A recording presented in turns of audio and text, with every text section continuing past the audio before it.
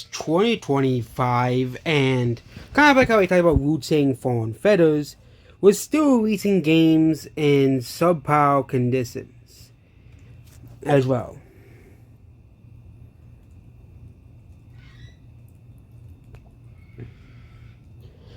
Okay? Was still releasing games in subpar conditions, okay? The game runs terribly, with PS5 XCS running 720p to 1080p or 30 to 50 FPS. The PS4 5 Pro somehow looks worse and blurry despite using PSSL. Another disastrous Unreal Engine 5 release as well. Okay, and I know I don't really care too much about frame rate and stuff. Okay, as well, a game running at 30 to 50 FPS isn't actually that bad, but the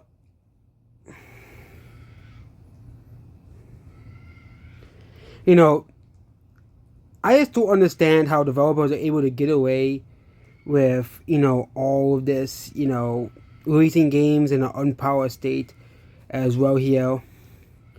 But again, this is a game that, is supposedly a premium game, and the frame rate is so choppy and runs all over the place as well.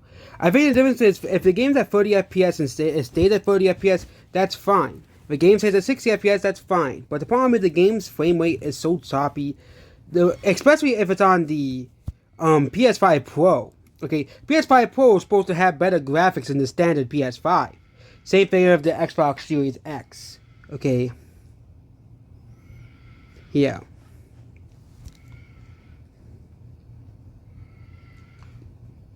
Yeah. Okay.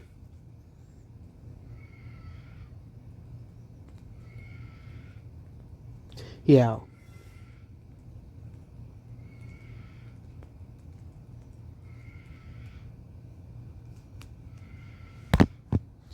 Yeah, but I just don't understand.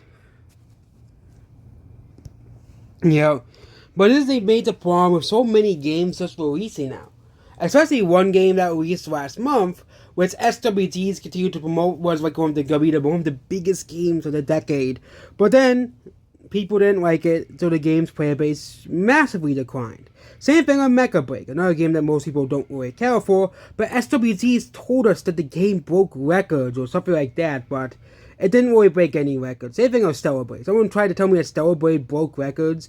It didn't break any records considering the fact that it even had, it didn't even crack 1,000,000 people playing at once, which a game like Backman Wukong managed to do, or Monster Hunter Wilds managed to do. And that's what this video here. Goodbye.